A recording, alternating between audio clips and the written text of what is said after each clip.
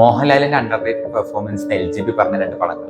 എൻ്റെ ഒരു personal favourites ആയിട്ടുള്ള ലാലേട്ടൻ്റെ രണ്ട് ഫിലിംസാണ്. ഒന്ന് ഉത്സവ പിറ്റേന്നും, രണ്ട് പാദമുദ്രയും.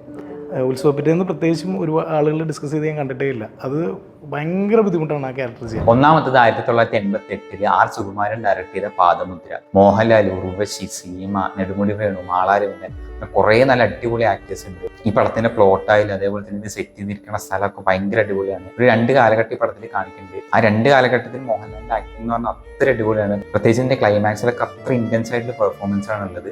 എന്തായാലും കണ്ടു നോക്കുക. യൂട്യൂബിൽ ഫുൾ മൂവി അവൈലബിൾ ആണ്. രണ്ടാമത്തത് 1988 ഭരത് ഗോപി ഡയറക്ട് ചെയ്ത ഉത്സവ പിറ്റേന്ന്. ഈ പടം മിക്കവാറും എല്ലാവരും കണ്ടിട്ടുണ്ടാകും. മോഹൻലാൽ പാർവതിയൊക്കെയാണ് അഭിനയിച്ചിട്ടുള്ളത്. ഈ പടം ഭയങ്കര ട്രോമാറ്റിക് ആണ്. പ്രത്യേകിച്ച് ക്ലൈമാക്സ് ഒക്കെ അത്രയും ഹോണ്ട് ചെയ്യുന്ന ഒരു ക്ലൈമാക്സ് ആണ്. അതിലത്തെ പെർഫോമൻസ് ആയാലും എല്ലാം അടിപൊളിയാണ്. നിങ്ങൾ എന്തായാലും കണ്ടു നോക്കുക. യൂട്യൂബിൽ ഫുൾ മൂവി അവൈലബിൾ ആണ്. മൂന്നാമത്തത് 1992 രാജീവ് നാഥ് ഡയറക്ട് ചെയ്ത അഹം. മോഹൻലാൽ, ഉർവശി, നെടുമുടി വേണുവൊക്കെ അഭിനയിച്ചിട്ടുണ്ട്. ഭയങ്കര അടിപൊളി പെർഫോമൻസ്. മോഹൻലാലിന്റെ അതേപോലെ തന്നെ അത്ര അടിപൊളിയായിട്ടാണ് ഉർവശി ചെയ്തിട്ടുള്ളത്. ഈ പടം എന്തായാലും കണ്ടു നോക്കുക. ഇതും ഭയങ്കര ഹോണ്ട് ചെയ്യുന്ന ഒരു പടമാണ്.